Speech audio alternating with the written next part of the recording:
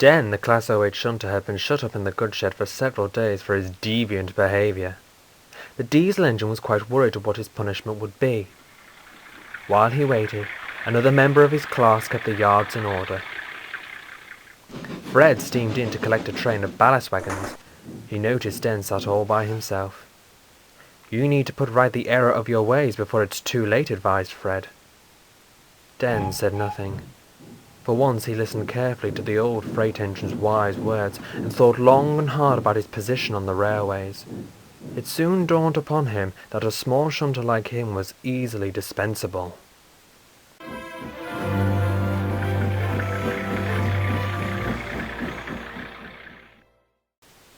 There was a small branch line deep within the countryside which still retained its passenger services.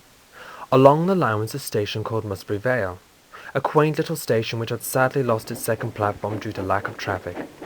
A small quarry lay beyond the end of the branch, and occasionally stone trains would pass through. Robin adored the branch line. It was always so nice to get away from the hustle and bustle of London. The station staff were very friendly, and all lived locally. It really was a tranquil oasis where Robin could seek sanctuary. But Robin's refuge was under threat. Dr. Beeching's axe hung dangerously over the branch line. Robin tried everything to entice more passengers, but it was just no good. More and more people started to take the bus, and the station began to lose money. Worse still was that lorries were taking away the goods, and the quarry was closing down. This was enough to seal the branch line's fate, and the line along with the station would close down and be ripped up as soon as the quarry completed its last order. Robin would arrive with his passenger trains, but each time he pulled in there seemed to be fewer passengers on the platform.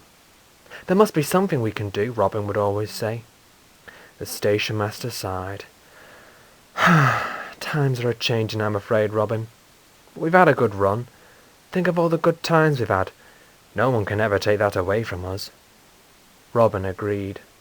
Only 3 passengers boarded the train, and Robin steamed sadly away. The station master remained on the platform. He looked around him, circling up his station before it was closed down. He stood waiting for the quarry engine to pass by. The company had sold their private engine onto the National Coal Board, and the station master wanted to wave his goodbye to it. The engine whistled loudly as it approached. The station master waved until the engine was out of sight.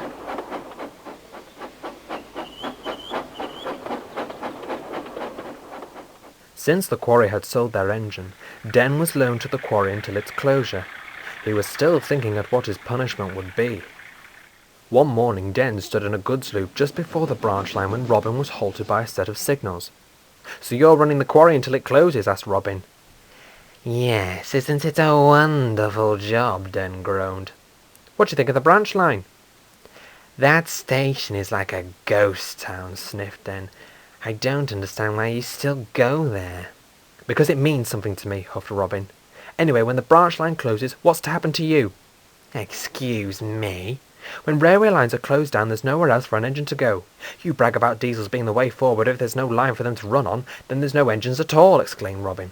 "I've got my passenger trains on the main line to fall back on, but what have you got?" The signal changed, and Robin puffed away. Den thought for a while of what the closure of the branch line would mean to him. He knew he was still in trouble with the shedmaster, and that he may lose his duty as yard shunter. Den became very nervous as he set off for the quarry.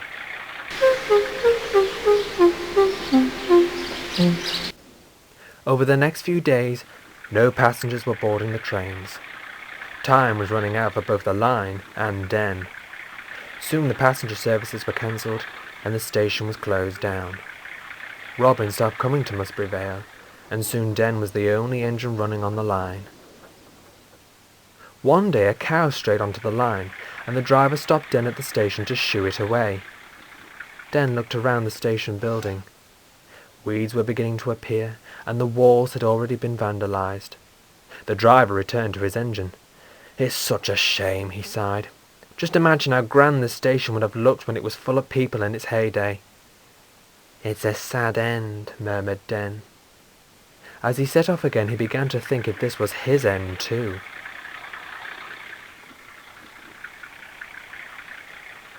Eventually, the quarry closed down too. Soon Robin and Den heard news of a rail trail going through the branch line one last time. It was the same enthusiasts who had paid their respects to Simon's old line when that too had been shut down. Robin and Ivor top and tailed the train to Musbury Vale. The station was once again packed, and the station master's eyes lit up to see his once busy station to be full of passengers again. "This really is it, Robin," he said, trying to retain his composure. "Funny, isn't it? I can get attached to something like a building." "It's been a second home to you, sir," replied Robin. "Ah, you're right, Robin. I'll miss it so." The station master took one last look around until at last he boarded the train along with the enthusiasts. Robin and Ivor steamed silently and sadly away. They would never again travel to Musbury Vale. Den stood in the goods loop as the special train went past. The shunter didn't say anything. He thought back at what Robin had said. He was still lost in his thoughts when Den was ordered to go along with the engineer's train and take up the rails. "When railway lines are closed down, there's nowhere else for an engine to go," he said to himself. His driver could see the upset and distress it was causing him. He had always boasted about the end of steam, but with the end of a railway line it brought home to Den that his future was in serious jeopardy too. Eventually, the track had been completely ripped up, and Musbury Vale was no more. Den was waiting to leave with the engineer's train when Robin stopped at a signal. Den took a deep breath and did something no one expected him to do. "I'm sorry, Robin. Truly I am." Robin glanced quietly over at Den. He could see the sorrow and devastation in Den's eyes. He realized that for once, Den meant his apology. "Thank you, Den," said Robin appreciatively, and with that he puffed respectfully away. Den returned to the goods shed. He'd remained silent for the rest of the day. Robin and Den's driver had put in a good word for him with the shed-master, and that evening he came to speak to the shunter. "I hear you have been working well on the old Musbury Vale branch," began the shed-master. Den had a downcast look on his face. "Yes, sir," replied Den softly. "Excuse me, sir, but what is my punishment to be?" The shed-master pondered. He looked at the shunter's face. "I think witnessing the end of the branch line has been punishment enough. Now you realize it's not just steam which is in danger of ending. Railway lines across the country are all under threat from this," said the shed-master mournfully. Den completely understood. "You will return to working in the arts. I do not expect you to have a drastic change in personality, but I do expect you to mend the error of your ways." The shed-master left, leaving Den alone with his thoughts once more. Den still struggles to get along with the steam engines, as he is that sort of engine. He still emphasises that steam will be banished from British railways with the introduction of diesel locomotives.